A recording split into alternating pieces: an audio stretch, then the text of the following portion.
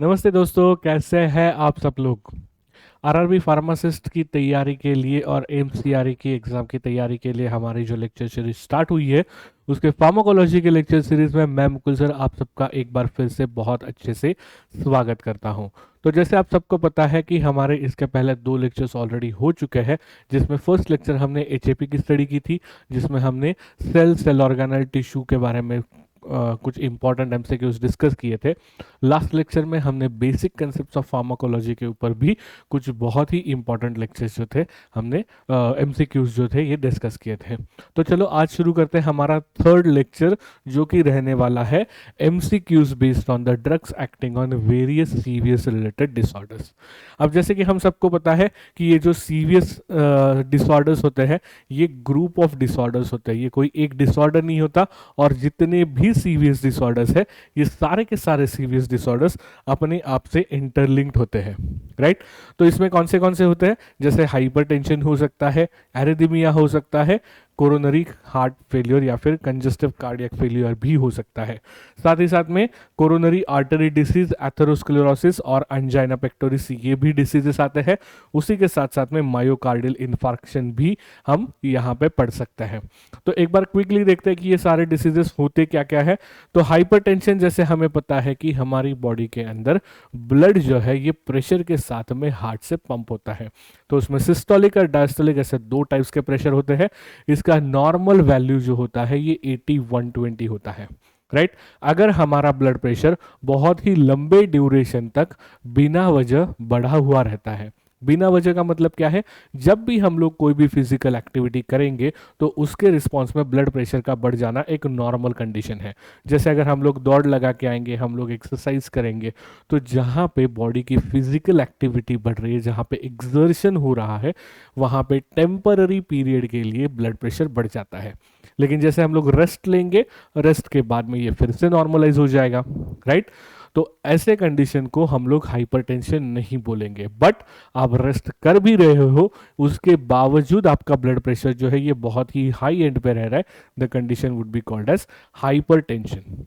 Second condition arrhythmia. हम सबको पता है कि हमारे जो हार्ट बीट्स होते हैं ये एक रिदम में आते हैं, लब डब लब डब लब डब लब डब, इस प्रकार से जो हार्ट का रिदम है ये मेंटेन रहेगा। अगर कोई भी ऐसी कंडीशन जिसमें bradycardia, tachycardia, atrial fibrillation, atrial Flutter, ventricular fibrillation, ये कोई भी कंडीशन ऐसी होती है जिसके अंदर हार्ट का जो ये रिदम है ये लॉस हो जाता है, इसको हम लोग बोलेंगे अरिदमिया। ओके, नेक्स्ट रहेगा कंजस्टिव कार्डियक फेलियर, जहां पे हार्ट के ऊपर प्रीलोड बढ़ने की वजह से क्या होगा, हार्ट जो है ये कंस्ट्रिक्टेड फॉर्म के अंदर, कंस्ट्रिक्टेड हार्ट जो है ये वापस से ब्लड पंप करते करते फेल हो जाएगा, हार्ट अटैक आ जाएगा। Okay, next coronary artery disease. हम सबको पता है कि हार्ट को उसका नॉर्मल फंक्शन करने के लिए क्या जरूरी है, उसको होने वाला ब्लड सप्लाई। अब जैसे कि हार्ट ही सब ऑर्गन्स को ब्लड सप्लाई करता है, लेकिन हार्ट को ये ब्लड सप्लाई करने के लिए पंपिंग करना पड़ता है। तो उस पंपिंग के लिए जो कार्डियक टिश्यू है, कार्डियक सेल्स है, इनको भी तो ब्लड सप्लाई होना चाहिए। वो कौन करता है, कोरोनरी आर्टरी। तो कोरोनरी आर्टरी में अगर कोई भी प्रॉब्लम आ जाएगा तो उसकी वजह से क्या होगा, जो हार्ट टिश्यू को होने वाला ब्लड सप्लाई है दैट विल गेट हैम्पर्ड। तो एग्जाम्पल के तौर पे यहाँ पे हो सकता है एथेरोस्क्लेरोसिस। अब एथेरोस्क्लेरोसिस में क्या होगा, जो भी ब्लड वेसल्स रहेंगी, ब्लड वेसल के अंदर जो फैट रहेगा या फिर जो कोलेस्ट्रॉल रहेगा, उसके प्लाक्स डिपॉजिट होना शुरू हो जाएंगे। तो ये फॉर एग्जांपल ब्लड वेसल है, तो इसके अंदर प्लाक डिपॉजिशन होना शुरू हो जाएगा।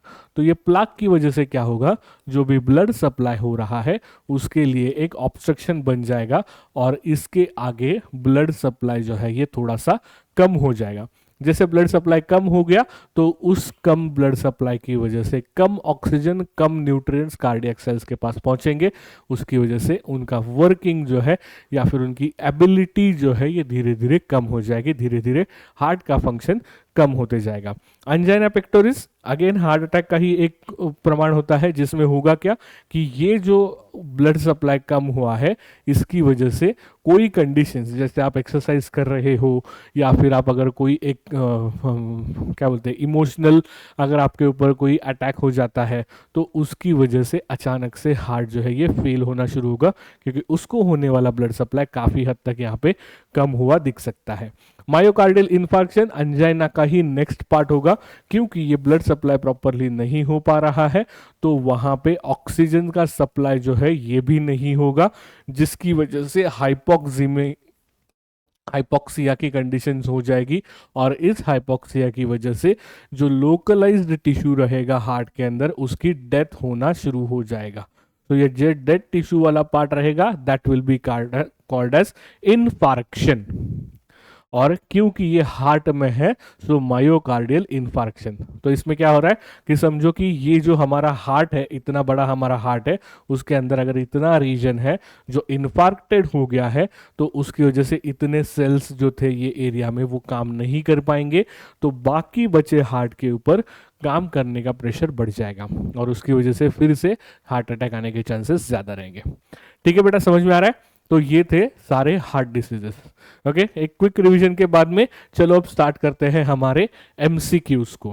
तो हमारा सबसे पहला एमसीक्यूज है which is not the correct for phase 0 in action potential of the cardiac muscle. अब एक्शन पोटेंशियल कहां पे नेसेसरी होता है? It is into SA node and AV node. हम सबको पता है एसए नोड और एवी नोड के अंदर।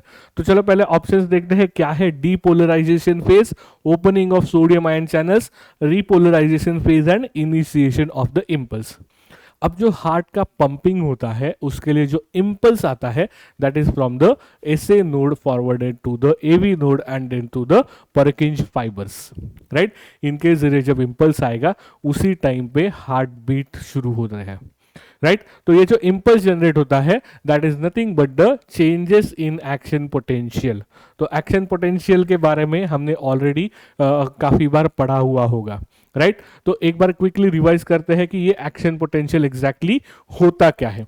तो एक्शन पोटेंशियल में जैसे कि हम सबको पता है कोई भी सेल जो रहेगी ये एक रेस्टिंग मेम्ब्रेन पोटेंशियल पे रहेगी, यानी कि ये जो भी सेल रहेगा उसके अंदर में हमेशा से निगेटिव चार्जेस प्रेजेंट रहते हैं। ओके, तो निगेटिव चार्जेस होने की वजह से इसका रेस्टिंग मेम्ब्रेन पोटेंशियल -96 या फिर -70 वोल्ट्स के आसपास रहता है। ओके, जब भी कोई भी इंपल्स आता है तो इंपल्स आते वक्त सबसे पहली स्टेप होती है सोडियम आयन चैनल्स का ओपन होना, जिसकी वजह से बहुत सारे सोडियम आयन जो है ये सेल के अंदर आ जाएंगे। तो ये जो निगेटिव वाला एक्शन पोटेंशियल था यह पॉजिटिव की तरफ जाएगा और यहाँ पे पोटेशियम और क्लोराइड दोनों ही चैनल्स जो है ये ओपन हो जाएंगे। मतलब सोडियम आयन चैनल्स यहाँ पे जाके क्लोज हो जाएंगे, पोटेशियम और क्लोराइड दोनों ही ओपन हो जाएंगे। उसके बाद में एक प्लेट्यू का फेज आएगा जहां पे कैल्शियम इन आएगा, पोटेशियम आउट जाएगा। Okay, and lastly there will be repolarization जिसके अंदर पोटेशियम का इफ्लक्स हो जाएगा, तो सेल मेम्ब्रेन पोटेंशियल फिर से निगेटिव पे आके ये फिर से रेस्टिंग पे आ जाएगा।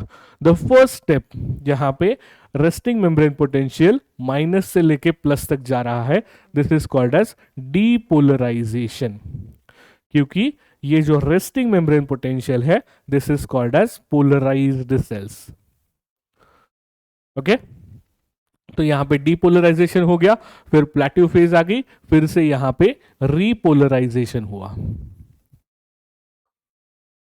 ओके, तो ये हो गया हमारा एक एक्शन पोटेंशियल। अब ये पूरा एक्शन पोटेंशियल कितने टाइम में होगा? It will take place in the 200 milliseconds, right. अब चलो फिर से क्वेश्चन के पास चलते हैं, फेज 0 के बारे में। फेज 0 क्या है? Phase of depolarization. अब इसके बारे में कौन सी चीज गलत है? डीपोलराइजेशन फेज है क्या? Yes. Opening of sodium ion channels हो रहा है क्या? यस। इनिशिएशन ऑफ इंपल्स हो रहा है क्या? Yes. So the right answer is repolarisation phase, जो कि फेज 3 रहेगा। ओके, चलो नेक्स्ट क्वेश्चन के पास चलते हैं। This drug reduces the blood pressure by acting centrally. अब ब्लड प्रेशर हाइपरटेंशन में कम करने की जरूरत पड़ेगी। और कम करेंगे मतलब क्या, जो हाइपरटेंशन हुआ है, जो नॉर्मल से ज्यादा ऊपर गया है, उसी को नॉर्मलाइज किया जाएगा। तो देखते हैं कौन से ड्रग्स है यहाँ पे। Labetalol option A, option B clonidine, option C enalapril and option D nifedipine.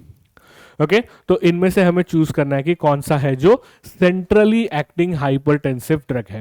Okay तो इसके लिए इन सब के जो मैकेनिज्म है ये हमें पता होना बहुत ही ज्यादा जरूरी है, राइट। जैसे कि लेबेटोलॉल, ये क्या हो गया, बीटा ब्लॉकर हो गया। एनालेप्रिल एंजियोटेंसिन कन्वर्टिंग एंजाइम ब्लॉकर हो गया। निफेडिपिन कैल्शियम चैनल ब्लॉकर हो गया। तो बचा कौन हमारे पास, clonidine. So the correct answer is clonidine, जो कि सेंट्रली एक्टिंग अल्फा 2 रिसेप्टर का एगोनिस्ट होता है। ओके तो ये ब्रेन के अंदर अल्फा 2 रिसेप्टर्स को एक्टिवेट करेगा और उसके जरिए ब्रेन के अंदर से ये हाइपरटेंशन को जो है ये रिड्यूस कर देगा। ठीक है, समझ में आ गया बेटा। तो चारों ड्रग्स जो है हम इजीली इसको याद कैसे रख सकते हैं। लॉल जिसके एंड में आता है, those are the beta blockers. जिसके एंड में प्रिल आता है, those are the ACE inhibitors. ऐसे करके आप इसको याद कर सकते हो। और कैल्शियम चैनल ब्लॉकर्स में निफेडिपिन, ये एक बहुत ही इंपॉर्टेंट और कॉमनली यूज ड्रग होता है। तो इसके जरिए आप इजीली इसको याद भी रख सकते हो। ठीक है, चलते हैं नेक्स्ट क्वेश्चन के पास में। Which of the following is not a sympathetic drug. Sympathetic drug नहीं है मतलब क्या, ऐसा कौन सा ड्रग है जो कि सिंपैथोलाइटिक एक्टिविटी नहीं दिखाएगा, जो कि एड्रेनर्जिक रिसेप्टर्स को ब्लॉक नहीं करेगा। तो इसके लिए हमें पता होना चाहिए कि कौन से ड्रग्स है जो एड्रेनलिन रिसेप्टर पे एक्ट हो सकते हैं। लेबेटोलॉल, प्राजोसिन, ग्वानेथिडिन एंड ब्यूटक्सामाइन। ओके क्या क्या हो सकते हैं। लॉल का तो मैंने आपको ऑलरेडी बोल दिया, ये तो बीटा ब्लॉकर है, तो ये तो एड्रेनोलाइटिक हो गया। इसके अलावा बाकी ड्रग्स में अगर देखेंगे, प्राजोसिन जो है ये क्या है, अल्फा 1 को ब्लॉक करता है। सो डेफिनेटली ये अल्फा 1 एड्रेनोलाइटिक का ही एग्जाम्पल हो गया। नेक्स्ट ब्यूटोक्सामाइन अगर हम लोग देखेंगे तो ये भी बीटा 2 रिसेप्टर को ब्लॉक करता है। तो finally the right answer for this question is losartan, जो कि एंजियोटेंसिन 2 रिसेप्टर का ब्लॉकर है। ओके भले ये सारे ड्रग्स एंटी हाइपरटेंसिव इफेक्ट दिखाते हैं, बट लोसार्टन की जो कैटेगरी है that is different. It acts on the angiotensin aldosterone cycle, right. So this is 82 blocker. So the correct answer is option number C. चलते हैं नेक्स्ट क्वेश्चन के पास में। Which of the statements regarding angiotensin 2 are true. मतलब इन दिए गए statement में से एंजियोटेंसिन 2 के जो स्टेटमेंट्स है ये कौन सा गलत है। ये सारे ट्रू है except which is the wrong. अब एंजियोटेंसिन 2 क्या है, इसलिए हमको एंजियोटेंसिन अल्डोस्टेरोन साइकिल का पता होना बहुत ज्यादा जरूरी है। तो एंजियोटेंसिन अल्डोस्टेरोन साइकिल क्या करती है, रेनिन जो कि किडनी के अंदर प्रेजेंट होता है। ओके क्विकली एक बार रिवाइज करते हैं। जैसे ब्लड प्रेशर कम हो जाएगा तो रेनिन ये किडनी से रिलीज हो जाएगा। क्यों, क्योंकि किडनी में भी होने वाला जो ब्लड सप्लाई है ये कम हो जाता है, तो रेनिन वहां से एक्टिवेट हो जाएगा। तो रेनिन क्या करेगा, एंजियोटेंसिन को एक्टिवेट करेगा, एंजियोटेंसिनोजेन को एक्टिवेट करेगा और इसको कन्वर्ट करेगा एंजियोटेंसिन 1 में। ये एंजियोटेंसिन 1 क्या करेगा, ACE एंजियोटेंसिन कन्वर्टिंग एंजाइम के जरिए एंजियोटेंसिन 2 को एक्टिवेट करेगा। ओके इसके बाद में ये खुद अपने आप में एक पोटेंट वैसोकॉन्स्ट्रिक्टर है, साथ ही साथ में ये अल्डोस्टेरॉन को भी एक्टिवेट कर देगा। ओके अल्डोस्टेरॉन जैसे रिलीज हो जाएगा तो ये फ्रेश सोडियम आयन चैनल्स जो है ये प्रिपेयर करेगा, जिसके जरिए सोडियम का रीएब्जॉर्प्शन होगा और अल्टीमेटली सोडियम के साथ पानी भी आएगा, ब्लड वॉल्यूम जो है ये बढ़ जाएगा एंड इसकी वजह से ब्लड प्रेशर भी बढ़ जाएगा। Okay so renin angiotensin aldosterone cycle is responsible for increase in the blood pressure. अब पता चल गया ये सारी साइकिल क्या है। अब चलो ऑप्शंस देखते हैं। It is a peptide hormone, yes it is a peptide hormone. Angiotensin 1 is almost as potent as angiotensin 2, यहां पे थोड़ा सा हमें डाउट रहेगा। पोटेंट वैसोकॉन्स्ट्रिक्टर एंजियोटेंसिन 2, मैंने ऑलरेडी बोला आपको कि it is a potent vasoconstrictor, so it is correct. And the last, it stimulates the secretion of aldosterone, that is also true, so option number D is also a correct statement. So the right answer for this particular question is angiotensin 1 is almost as potent as angiotensin 2, जो कि बिल्कुल ही गलत है। Angiotensin 1 बिल्कुल भी potent नहीं है जब तक वो एंजियोटेंसिन 2 में कन्वर्ट नहीं होता, ठीक है। और एंजियोटेंसिन 2 जो है इसको अपनी थेराप्यूटिक इफेक्ट रहती है जो कि पोटेंट वैसोकॉन्स्ट्रिक्टर है। ओके, चलो चलते हैं नेक्स्ट क्वेश्चन के पास में। This drug is Contra indicated in the patients with asthma. अब ये थोड़ा सा ट्रिकी क्वेश्चन है। अब आपको इसमें देखना क्या है कि भैया एस्थमेटिक पेशेंट्स में कौन सा ड्रग कॉन्ट्रा इंडिकेटेड है। इसके लिए सबसे पहले आपको एस्थमेटिक कंडीशन में होता क्या है ये पता होना चाहिए, राइट। अगर हम लोग ये सारे एग्जांपल्स देखेंगे तो ये एंटी हाइपरटेंसिव के हैं, ओके। अस्थमा और हाइपरटेंशन का क्या डायरेक्टली रिलेशन है क्या, तो अस्थमा के अंदर यहाँ पे हमें ब्रोंको कॉन्स्ट्रिक्शन देखने के लिए मिलेगा। तो हमें ये देखना है कि भैया ये जो भी ड्रग्स है इनमें से कोई भी ड्रग ऐसा है क्या कि जो अपने साइड इफेक्ट के तौर पे ब्रोंको कॉन्स्ट्रिक्शन कॉज कर सकता है। Option 1 enalapril, option 2 nifedipine, option C clonidine and option D propranolol. अब जैसे कि हमने थोड़ी देर पहले डिस्कस किया था, प्रिल से एंड होने वाले एंजियोटेंसिन कन्वर्टिंग एंजाइम इनहिबिटर्स होते हैं। निफेडिपिन कैल्शियम चैनल ब्लॉकर है। क्लोनिडिन का भी हमने देखा, it is centrally acting alpha blocker, right. So बचा कौन, propranolol. So the right answer is propranolol, जो कि बीटा ब्लॉकर है और बीटा ब्लॉकिंग की वजह से ये ब्रोंकियल कॉन्स्ट्रिक्शन भी कॉज कर सकता है। ठीक है, समझ में आ गया बेटा। ओके, चलो चलते हैं हमारे नेक्स्ट क्वेश्चन के पास में। Role of diuretics in the hypertension. Hypertension के जितने भी ड्रग्स हम लोग पढ़ते हैं उसमें बहुत ही इंपॉर्टेंट एक क्लास होता है डायूरेटिक्स का। अब डायूरेटिक्स क्या करते हैं, यूरिन आउटफ्लो को बढ़ाते हैं, ओके। ये यूरिन आउटफ्लो को बढ़ा देते हैं। अब इसका हाइपरटेंशन से डायरेक्टली क्या संबंध है, किस प्रकार से ये काम करता है। Option number A, it inhibits the adrenergic transmission. Option number B बताता है it reduces the blood volume and amount of sodium ions in the vessels endothelium. Then third option is inhibits the renin angiotensin aldosterone system and fourth option is none of the above. अब one by one देखते हैं। Diuretics का site कहां पे रहेगा, they will act into the nephrons, okay. तो nephrons के अंदर कोई भी adrenergic transmission as such directly नहीं रहेगा। Option number A is eliminated.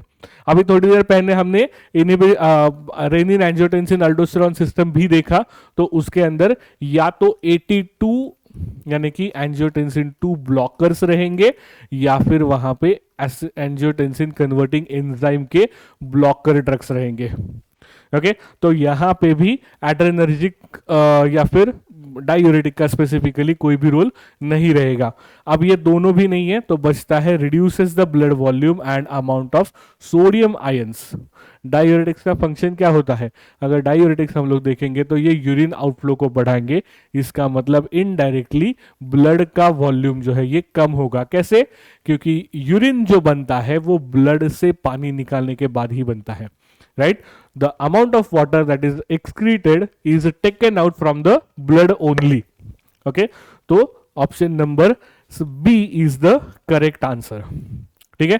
तो ये क्या करेंगे, सोडियम आयंस को एक्सक्रीट करेंगे। और थोड़ी देर पहले मैंने क्या बोला आपको कि सोडियम आयंस क्या क्या कैपेसिटी रखते हैं, ये अपने साथ में वाटर मॉलिक्यूल को भी कैरी करते हैं। इसीलिए रेनिन एंजियोटेंसिन अल्डोस्टेरोन साइकिल में इनका रीएब्जॉर्प्शन होता है, यहीं पे डायूरेटिक्स की वजह से इसका एक्सक्रीशन होगा और एक्सक्रीशन के जरिए हमें ब्लड वॉल्यूम कम होगा। ब्लड वॉल्यूम कम होगा तो एंटी हाइपरटेंसिव इफेक्ट हमें देखने के लिए मिल जाएगा, ओके। चलो next question, select the diuretic agent having a potent and maximum rapid effect. अब ये जो यहाँ पे डायूरेटिक्स मिले हैं, इनमें से सबसे फास्ट एक्टिंग, साथ ही साथ में सबसे पोटेंट यानी कि कम डोज में ही बहुत बढ़िया इफेक्ट दिखाने वाला कौन सा है? इसके लिए हमें इन सब के क्लासेस का पता होना बहुत ज्यादा जरूरी है। फ्यूरोसेमाइड, इसको हम लोग बोलते हैं loop diuretic. Okay, it is a loop diuretic, यानी कि ये ascending and descending loop of Henle पे काम करता है। Spironolactone is a potassium sparing diuretic.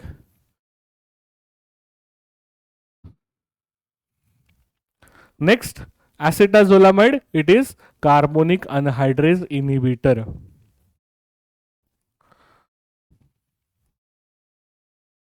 Okay, and last, indopamide, it is sodium chloride co-transporter blocker. Right? So इन चारों में से अगर हम लोग देखेंगे, the most potent are the loop diuretics. So the right answer is furosemide. तो ये diuretic में भी आपका क्वेश्चन हो गया, और साथ ही साथ में हमारा यहाँ पे सीवियस डिसऑर्डर के अंदर भी ये क्वेश्चन हो गया। Okay, next, all of the following statements regarding the verapamil are true except. अब वेरापामिल जो ड्रग है उसके बारे में कौन से नीचे गए दिए गए ऑप्शन जो है ये सही है, सिर्फ एक गलत है, वो गलत हमें ढूंढना है। तो वेरापामिल की कैटेगरी पता होना बहुत ज्यादा जरूरी है। So verapamil belongs to category of calcium channel blockers. Nifedipine के साथ में वेरापामिल भी एक बहुत ही कॉमनली यूज ड्रग होता है from the calcium channel blockers. Okay, तो सबसे पहला ऑप्शन बोलता है it blocks the L type calcium ion channels. Right, it is correct option. It increases heart rate, यहां पे थोड़ा कंफ्यूजन रहेगा क्योंकि कैल्शियम हार्ट रेट को बढ़ाने के काम में आता है। तो कैल्शियम चैनल अगर ब्लॉक होंगे तो हार्ट रेट बढ़ेगा क्या? नहीं बढ़ेगा। तो ये क्वेश्चन वाला स्टेटमेंट बनता है। It relaxes the coronary artery smooth muscles. Correct है क्या? जीक्यू टाइप ऑफ जीपीसीआर को याद रखो। इंट्रासेल्यूलर कैल्शियम जब बढ़ेगा तो फोर्स ऑफ कॉन्ट्रैक्शन बढ़ेगा। तो जैसे यहाँ पे कैल्शियम चैनल्स ब्लॉक हो रहे तो उसकी वजह से स्मूथ मसल जो है ये रिलैक्स हो जाएंगे। तो ये भी स्टेटमेंट सही होगा।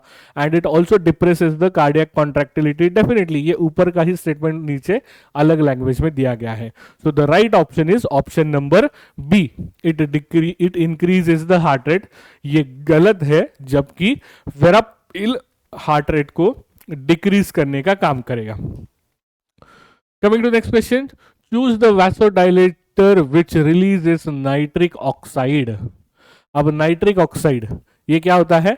एक मार्कर होता है जो कि ऑन द स्पॉट रिलीज होगा, अपना इफेक्ट दिखाएगा और इमीडिएटली इसका ब्रेकडाउन भी हो जाता है। तो नीचे गए थे हम, कौन सा है? निफेडिपिन, हाइड्रोलाजिन, मिनॉक्सिडिल या फिर सोडियम नाइट्रोप्रोसाइड। अब फिर से हमें इन सब के मैकेनिज्म्स का पता होना बहुत ज्यादा जरूरी है। निफेडिपिन तो पता है कैल्शियम चैनल ब्लॉकर्स है, तो उसका तो एनओ से कुछ मतलब नहीं है। अब एनओ रिलीज होने के बाद में यहाँ पे क्या हो रहा है? Vasodilation. So we have to find out the drug जो कि वैसोडाइलेशन कॉज कर सकते हैं। अब इसमें से हाइड्रोलाजिन, मिनॉक्सिडिल, सोडियम नाइट्रोप्रोसाइड तीनों ही वैसोडाइलेशन को कॉज करेंगे। तो फिर राइट आंसर कौन सा है? The correct answer is option number D, जो कि रिलीज करेगा नाइट्रिक ऑक्साइड को, क्योंकि मिनॉक्सिडिल और हाइड्रोलाजिन ये भी वैसोडाइलेशन करेंगे, लेकिन इनका मैकेनिज्म अलग रहेगा। जैसे हाइड्रोलाजिन क्या करेगा? डायरेक्ट वैसोडाइलेटर कॉज करेगा, और मिनॉक्सिडिल पोटेशियम चैनल को ओपन करने का काम करेगा और उसके जरिए वैसोडाइलेशन कॉज करेगा। So the correct answer is option number D, sodium nitroprusside is responsible for release of nitric oxide and thereby cause the vasodilation. ठीक है बेटा, समझ में आ रहा है? ओके, नेक्स्ट क्वेश्चन के पास चलते हैं। Which of the following anti-anginal agent is myotropic coronary dilator? अब तो सीधा हमें इसके इफेक्ट्स पता होना जरूरी है। Option number A dipyridamole, option number B validol, option number C atenolol and option number D is alinidine. Okay, so the correct answer is option number A. अब ये कैसे है? क्योंकि डाइपाइरिडिमोल जो है ये क्या करता है? फॉस्फोडाइस्टरेज इनहिबिटर का काम करता है। तो फॉस्फोडाइस्टरेज एंजाइम इनहिबिट होने की वजह से साइक्लिक एएमपी की लेवल जो है ये प्लेटलेट्स के अंदर बढ़ जाएगी और उसकी वजह से प्लेटलेट एग्रीगेशन ब्लॉक हो जाएगा। प्लेटलेट एग्रीगेशन ब्लॉक होने की वजह से आगे जाके ये वैसोडाइलेशन का भी काम करेगा। बाकी ड्रग्स के बारे में अगर देखेंगे तो वैलिडॉल जो ड्रग है ये क्या करता है, this is a reflex vasodilator, यानी कि ये ओरल म्यूकोजल रिसेप्टर्स पे अटैच करता है। ओके वहां पे अटैच होने के बाद क्या करेगा, ये एंडोर्फिन को और एनकेफेलिन को रिलीज को बढ़ा देगा, जिसकी वजह से mild vasodilation and Kameng effect जो है ये हमें देखने के लिए मिल सकते हैं। एटेनोलॉल जैसे हमें पता है कि ये बीटा 1 ब्लॉकर है, जिसकी वजह से ये हार्ट रेट और कार्डियक जो मायोकार्डियल ऑक्सीजन डिमांड है दोनों को ही कम करेगा by inhibiting the beta 1 receptors in the heart. And lastly alinidine जो कि सिलेक्टिव ब्रैडी कार्डियक एजेंट होता है, यानी कि ये ब्लड हार्ट रेट को नॉर्मल से कम करने का काम करता है। कैसे करेगा, it blocks the slow inward of sodium currents, यानी कि सोडियम चैनल्स में से जो सोडियम का लो करंट अंदर आता है उसको ब्लॉक करेगा। कहां पे, एसए नोड के अंदर, जिसकी वजह से हार्ट रेट जो है विदाउट अफेक्टिंग कॉन्ट्रैक्टिलिटी ब्लॉक हो जाएगा, क्योंकि यहां पे कैल्शियम को ये कहीं पे भी टच नहीं कर रहा है, and calcium is responsible for the contractility, right. So the correct answer for this question is option number A. Next question, the following agents are cardioselective beta 1 adrenoceptor blocking drugs labeled for its use in angina except, यानी कि ये नीचे दिए गए जो भी options है ये बीटा 1 एड्रेनोसेप्टर ब्लॉकर्स है, लेकिन वो अंजाइना में भी यूज होते हैं। तो इन सब का मैकेनिज्म तो हमें पता चल गया, मेटाप्रोलॉल, टेलिनॉल, एटेनोलॉल, प्रोप्रेनोलॉल, जो थोड़ी देर पहले बोला था ना बेटा, ये देखो एग्जांपल, सब लॉल वाले जो ड्रग्स है ना ये एड्रेनर्जिक ब्लॉकर ड्रग्स होते हैं। ओके लेकिन अब हमको देखना ये है कि इनमें से कौन सा ड्रग है जो कि अंजाइना में यूज नहीं होता, तो इसलिए हमें आगे देखना पड़ेगा। The option is propranolol. Okay क्योंकि प्रोप्रेनोलॉल एंजाइना पेक्टोरिस में कोई भी इफेक्ट नहीं दिखाता, जबकि ये बाकी तीनों ही ड्रग जो है ये एंजाइना पेक्टोरिस में बहुत अच्छा इफेक्ट दिखा सकते हैं। Okay next coming to the drugs used in hypotensive shock. अब हाइपोटेंसिव शॉक क्या होता है, हाइपरटेंशन होता है, हाइपरटेंशन पेशेंट के अंदर हुआ है, उसमें हमने दिया एंटी हाइपरटेंसिव ड्रग। ओके अब एंटी हाइपरटेंसिव ड्रग ने क्या किया, बाय एनी मैकेनिज्म उसने धीरे धीरे ब्लड प्रेशर को जो है इसको नॉर्मलाइज कर दिया। ओके लेकिन कई बार ऐसे होगा, या तो अगर डोज एडजस्टेड नहीं है या तो कोई इंडिविजुअल फैक्टर्स है, तो ये बीपी जो है ये हद से नीचे गिर जाएगा, और ये इतना ज़्यादा गिर जाएगा that it will create a medical emergency called as hypotensive shock. मतलब ब्लड प्रेशर इतना कम लेवल पे चला जाएगा कि उसकी वजह से पेशेंट को एडमिट करके उसको फिर से ब्लड प्रेशर बढ़ा के नॉर्मलाइज करने वाली मेडिकेशन देने की जरूरत पड़ सकती है। ओके तो कौन से ड्रग्स है, नॉरएड्रेनालिन हो गया, प्रोप्रेनोलॉल हो गया, डोपामाइन हो गया, या फिर हिस्टामिन हो गया। तो इनमें से कौन से ड्रग्स है जो कि हाइपोटेंसिव शॉक में हम लोग यूज कर सकते हैं। सो the correct answer is noradrenaline, क्योंकि नॉरएड्रेनालिन हमको पता है it is adrenergic agonistic drug. तो ये क्या करेगा, इमीडिएटली ब्लड प्रेशर को बढ़ाने का काम करेगा, राइट। प्रोप्रेनोलॉल तो हम लोग एंटी हाइपरटेंसिव करके यूज करेंगे, डोपामाइन का यहाँ पे सीधा कोई रोल नहीं है, और हिस्टामिन जो कि एक ऑटोकॉइड है उसका भी यहाँ पे कोई भी रोल नहीं रहेगा। ठीक है next question, Which of the following is right about the digitalis? Digitalis का मैकेनिज्म से रिलेटेड कोई ऑप्शंस दिए हैं, तो इनमें से कौन सा वाला सही है। पहला ऑप्शन है it blocks the sodium potassium ATPase pump. दूसरा ऑप्शन है it has positive inotropic drug, it causes hyperkalaemia, and option D is all of the above. तो डिजिटलिस करता क्या है, सबसे पहले सोडियम पोटेशियम एटीपेज पंप को ब्लॉक करता है, ये इसका मैकेनिज्म है, राइट। साथ ही साथ में इसको हम लोग क्या बोलते हैं, कार्डियोटॉनिक, यानी कि जो फेलिंग हार्ट है इसके लिए ये टॉनिक का काम करेगा, फेलिंग हार्ट को फिर से रिवाइव करने में ये मदद करता है। So it is positive inotropic drug. साथ ही साथ में इसकी वजह से हाइपोकैलेमिया भी होता है, क्योंकि सोडियम एक्सचेंज ब्लॉक हो गया तो पोटेशियम के लेवल्स बढ़ जाएंगे, and the right option for this is all of the above, क्योंकि डिजिटलिस ये तीनों ही इफेक्ट जो है ये हमें अच्छे से दिखा सकता है। Okay next question, which of the following is non glycoside positive inotropic drug. अब पॉजिटिव आइनोट्रोपी का मतलब क्या होता है, increase is the heart rate, right. हमने कोलॉजी के प्रैक्टिकल्स में देखा था पॉजिटिव आयोनोट्रॉपी एंड पॉजिटिव क्रोनोट्रॉपी। तो आयोनोट्रॉपी मतलब हार्ट रेट को बढ़ाने वाले, एंड क्रोनोट्रॉपी या फिर chronotropic drugs, positive chronotropic drugs अगर रहेंगे तो they would be increasing the force of contraction. ठीक है, तो अभी हमें फिलहाल यहाँ पे क्या पूछा है, नीचे गए दिए गए ड्रग्स में से कौन सा नॉन ग्लाइकोसाइडिक ड्रग है। ग्लाइकोसाइड्स एक केमिकल क्लास है हर्बल ड्रग से लिए जाने वाले ड्रग्स का। तो डिजिटैलिस के तो हमें पता है कि ये डिजिटैलिस के ग्लाइकोसाइड्स रहते हैं। इसके अलावा डोब्यूटामाइन है एंड स्ट्रोपैंथिन है। तो option number A and option number C तो डेफिनेटली एलिमिनेट हो गए। अब बचे हमारे पास दो ऑप्शंस, इनमें से भी जो ऑप्शन नंबर डी है स्ट्रोपैंथिन, that is also a glycosides of African plant जिसका नाम स्ट्रोपैंथिस या फिर एकोकैंथ्रिया रहता है। ओके, तो ये भी एक ग्लाइकोसाइड है, so option number D is also wrong. The correct answer is डोब्यूटामाइन जो कि एक नॉन ग्लाइकोसाइडिक ड्रग है। ओके, नेक्स्ट क्वेश्चन, नीचे दिए गए ड्रग्स में से कौन सा drug class 1C anti arrhythmic drug है। अब इसके लिए तो आपको सीधे से क्लासिफिकेशन याद होना बहुत ही जरूरी है।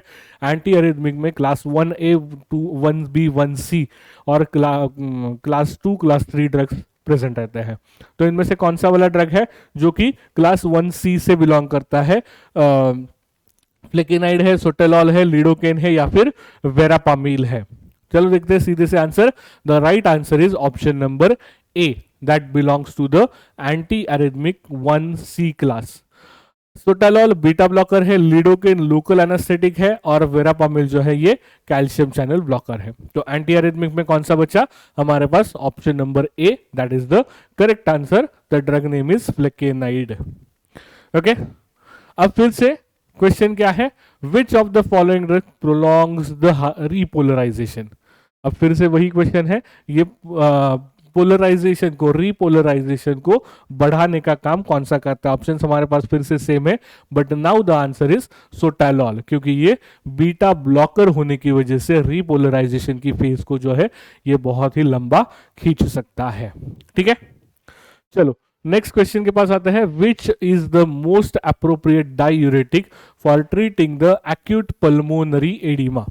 अब एक्यूट पल्मोनरी एडिमा क्या होता है, पल्मोनरी सिस्टम यानी कि लंग्स। तो लंग्स के अंदर अगर एडिमा होगा यानी कि स्वेलिंग होगा तो ये यूजुअली क्यों होता है, it is due to the fluid accumulation. Okay, तो ये फ्लूइड एक्यूमुलेशन की वजह से होता है, इसीलिए इस एक्सेसिव फ्लूइड को अगर हम लोग एक्सक्रीट कर देंगे then this can be treated. तो एक्सक्रीट फ्लूइड को करना है, the only option we have is diuretics, right. तो अब देखना है कि इनमें से कौन सा डायूरेटिक हम लोग यूज कर सकते हैं। थायाजाइड डायूरेटिक यूज कर सकते हैं, लूप डायूरेटिक्स, पोटेशियम स्पेयरिंग या फिर ऑस्मोटिक डायूरेटिक्स। तो the right answer for this particular question is loop diuretics. अभी थोड़ी देर पहले ही हमने देखा most potent, rapid and effective drug कौन से रहते हैं, लूप डायूरेटिक्स, जिसके एग्जांपल में हमने फ्यूसेमाइड देखा था या फिर फ्यूरोसेमाइड भी उसको बोला जाता है, right. So that is the correct answer. Next, for digitalis induced arrhythmia following drug is favoured. अब डिजिटैलिस थोड़ी देर पहले हमने देखा, this is the cardiotonic drug. Okay, तो ये कार्डियोटोनिक होने की वजह से positive inotropic as well as positive chronotropic effect दिखाता है। तो कई बार अगर डिजिटैलिस का डोज थोड़ा भी चेंज हो गया, क्योंकि डिजिटैलिस जो होता है ये एक बहुत ही नैरो स्पेक्ट्रम वाला ड्रग रहेगा in case of its therapeutics index, मतलब इसका थेरापेटिक इंडेक्स जो है ये बहुत ही छोटा होता है। तो आपको डोज एडजस्ट करने के लिए बहुत ही कम जगह यहाँ पे प्रेजेंट रहेगी। तो थोड़ा भी डोज अगर ऊपर नीचे हो गया तो उसकी वजह से अरिथमिया इंड्यूस हो सकते हैं। तो अब अरिथमिया जो कि डिजिटैलिस की वजह से हुआ है, उसके ट्रीटमेंट में हम लोग वेरापामिल, एमियाडारोन, लिडोकेन या फिर प्रोप्रेनोलॉल, इनमें से कौन सा ड्रग यूज कर सकते हैं। The right option is option number C, lidocaine. अब ये ऐसा क्यों है, वेरापामिल जो है ये कॉन्ट्रा इंडिकेटेड होता है अरिदमियाज में, क्योंकि ये एवी ब्लॉकेजेस को वर्सन करेगा और उसकी वजह से ब्रैडीकार्डिया को भी बहुत ही ज्यादा खराब करेगा, हार्ट रेट हद से ज्यादा कम हो जाएगा।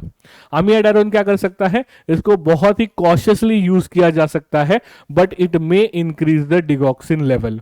तो यार ऑलरेडी डिगॉक्सिन की वजह से अरिदमिया हुआ, यहाँ पे फिर से डिगॉक्सिन की लेवल भी बढ़ती है, so it can be problematic.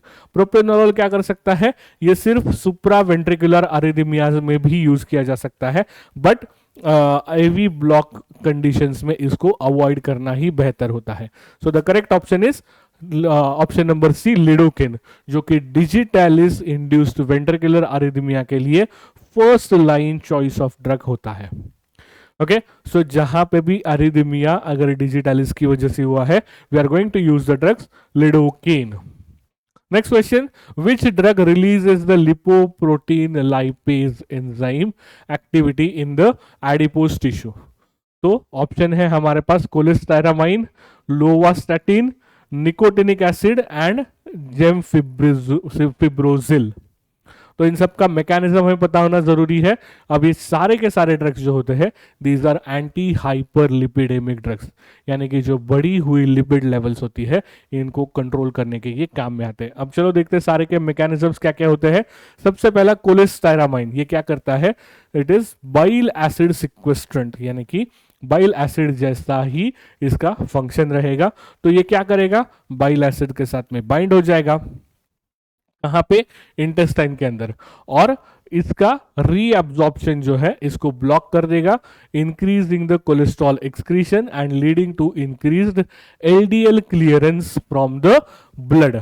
मतलब ये एलडीएल के क्लियरेंस को बढ़ा देगा। ठीक है, लोवास्टैटिन क्या करेगा, इट इज एचएमजी कोए रिडक्टेज इनहिबिटर, जो कि स्टैटिन से एंड होने वाले सारे ड्रग्स रहेंगे, एचएमजी कोए reductase inhibitors.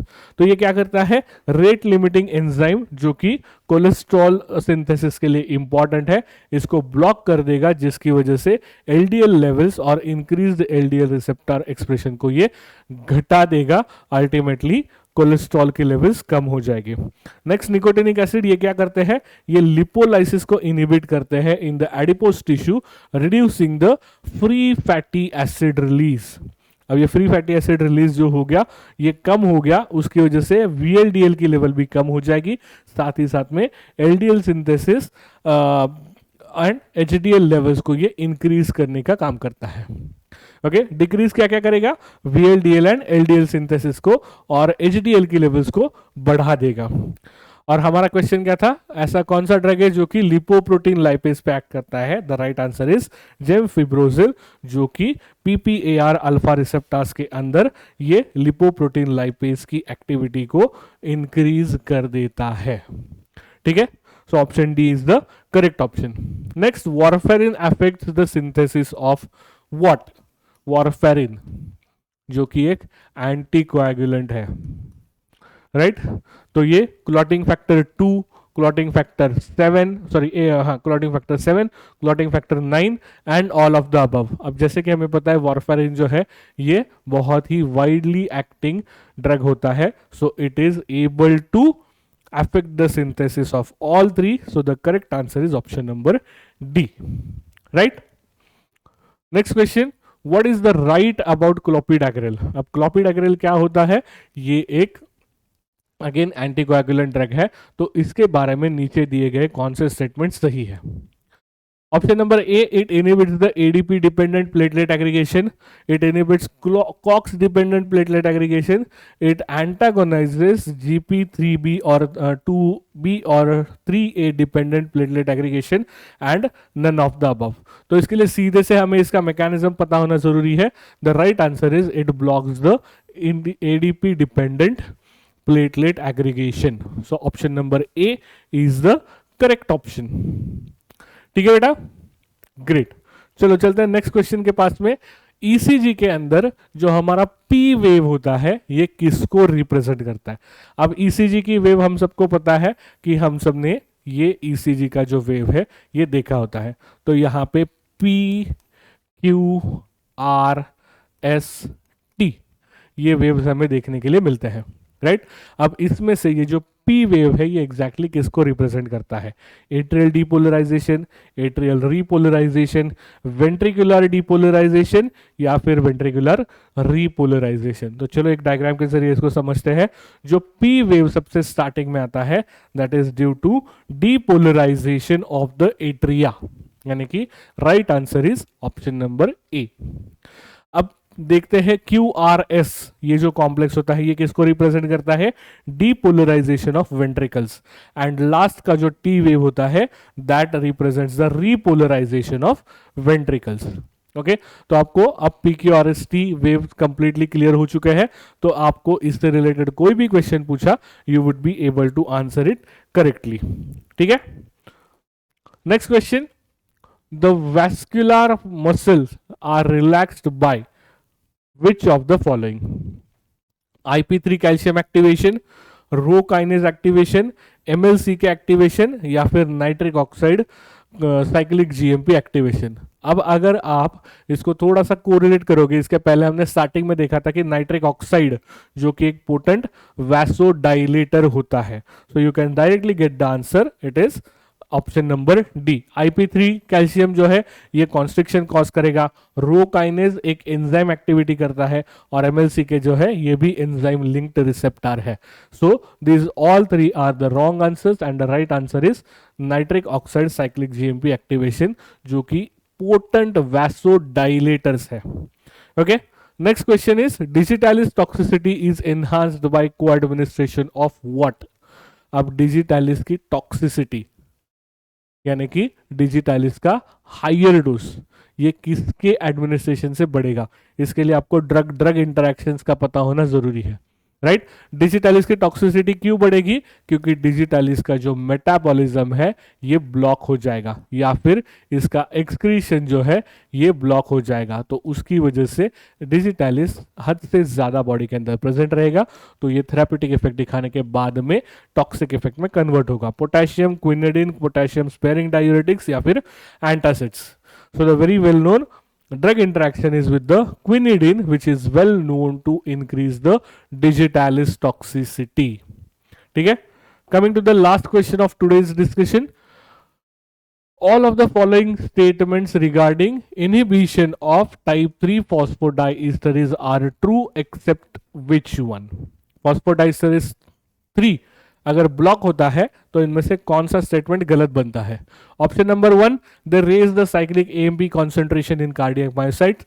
Option number B, they reduce the afterload. Option number C, they show significant cross tolerance with beta receptor agonist. And option number D, they are associated with the significant risk of cardiac arrhythmias. क्या option है बेटा? अब ये जो फॉस्फोडाइस्टरेज है ये क्या करते हैं? साइक्लिक AMP कॉन्सेंट्रेशन को बढ़ाते हैं क्या? यस, ये बढ़ाते हैं। दूसरा, दे आफ्टरलोड को रिड्यूस करते हैं क्या? Yes, they do reduce. They are associated with significant risk for cardiac arrhythmias? Yes, they do. So the right answer for this is option number C.